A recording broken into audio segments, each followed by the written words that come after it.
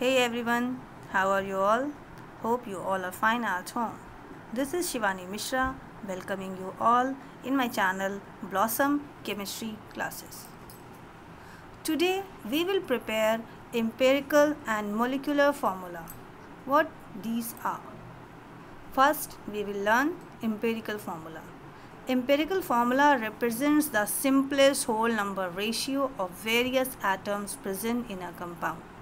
मतलब empirical formula वो formula होता है जिसमें आप किन्हीं भी फार्मूला की बात हो रही तो ऑब्वियस सी बात है वह number of atoms will combine to form a molecule. उस मॉलिक्यूल में कितने एटम्स प्रेजेंट हैं उनका सिंपलेस्ट रेशियो लिया जाता है. कोई मतलब नहीं है कि उसमें टोटल कितने एटम्स प्रेजेंट हैं किसी भी पर्टिकुलर एलिमेंट के, बट उनका आपस में सिंपलेस्ट रेशियो क्या आ रहा है, that is called empirical formula. Moving to the next is molecular formula. Molecular formula shows the exact number of different types of atoms. आप सभी जानते हैं मॉलिक्यूल की बात हो रही है. मॉलिक्यूलर फार्मूला आप जब भी लिखते हैं तो एग्जैक्टली जितने एटम जिस भी एलिमेंट के प्रेजेंट होते हैं आप उतने ही लिखते हैं.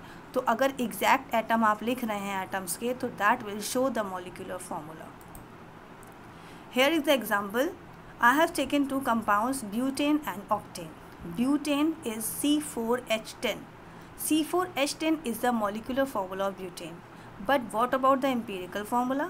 Empirical formula of just the simplest ratio of 4:10. 4:10, that is 2:5. So empirical formula of butane will C2H5. Have you seen here? Molecular formula is C4H10 and empirical formula of just the simplest ratio between the carbon and hydrogen, that is 4:10, 2 and 5, C2H5. Now moving to the octane, that is C8H18. We will again take the simplest ratio for the empirical formula, 8:18, C:H, 8:18. What will you have? You will have C4H9. Hope you will understand the concept. Molecular formula is the exact number of atoms you are writing and the empirical formula just the simplest ratio of the atoms you will write. Now there is another heading, that is the relation between empirical and molecular formula. That formula will always help you in solving the empirical and molecular formula. So molecular formula is always equal to the empirical formula whole n, where n is any integer 1 2 3 4 5 6 and so on. So अगर हम इसको change करें तो ये multiply by n है, तो n is equals to what will empirical formula will be move here, that is n is equals to molecular formula upon empirical formula mass.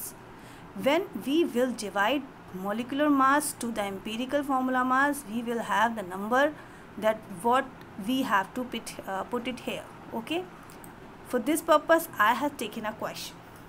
Question says mothballs contain 93.71% carbon and 6.29% hydrogen. mothballs हैं जो carbon और hydrogen से मिलकर बनी हुई हैं. mothball is a hydrocarbon containing only carbon and hydrogen.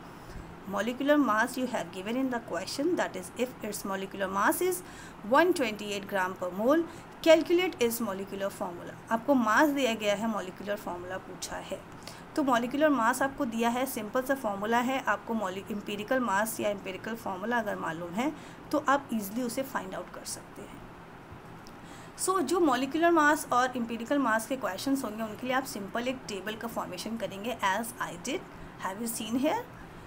Table बनाएंगे. सबसे पहले हम एलिमेंट लिखेंगे कि कौन कौन से प्रेजेंट है, फिर हम परसेंटेज लिखेंगे कि उनका कितना परसेंटेज हमें क्वेश्चन में गिवन है.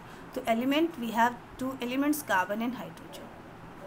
Percentage also given in the question, तो हम कार्बन के जस्ट सामने उसका कार्बन का परसेंटेज और हाइड्रोजन के सामने हाइड्रोजन का परसेंटेज लिखेंगे. Then we will write the atomic masses of both the atoms. Carbon atomic mass is 12 and for hydrogen it is 1. फिर हम रिलेटिव नंबर ऑफ एटम्स निकालेंगे. रिलेटिव नंबर ऑफ एटम्स में क्या करेंगे? We will divide percentage to the atomic mass, यानी carbon का percent divided by atomic mass, hydrogen का percentage divided by atomic mass. जो भी आंसर हमारे पास आया, राइट, हम क्या करेंगे? सिंपलेस्ट रेशियो निकालेंगे. सिंपलेस्ट रेशियो कैसे निकालते हैं? जैसे यहाँ पर मैंने 2 एलिमेंट्स लिए हैं, 2 से ज़्यादा भी एलिमेंट हो सकते हैं, तो आप क्या करेंगे? जो भी रिलेटिव नंबर ऑफ एटम्स आएगा सबसे छोटे वाले को सबसे छोटे वाले से सभी को डिवाइड कर देंगे। जैसे यहाँ पर 7.809 और 6.29 आया। 6.29 ऑब्वियसली छोटा है, तो हम क्या करेंगे, 7.809 को भी 6.29 से डिवाइड करेंगे और खुद 6.29 को भी 6.29 से डिवाइड करेंगे। तो हमें डिवाइड करने पर इसका आंसर तो 1 मिल जाएगा और इसका आंसर हमें मिलेगा 1.24। अब हम इस सिंपलेस्ट रेशियो को होल नंबर में कन्वर्ट करेंगे। तो यहाँ पर तो होल नंबर आया नहीं, यहाँ पर तो हमें डेसिमल्स में आ गया। अगर होल नंबर आ जाता है तो दैट इज़ वेरी ओके, अगर नहीं आता है तो हमें उसे कन्वर्ट करना पड़ता है। तो हमें ये चेक करना पड़ेगा कि 1.24 को किससे मल्टीप्लाई करें जो हमें कम से कम होल नंबर मिल जाए। तो यहाँ पर हमने इसको 4 से मल्टीप्लाई किया।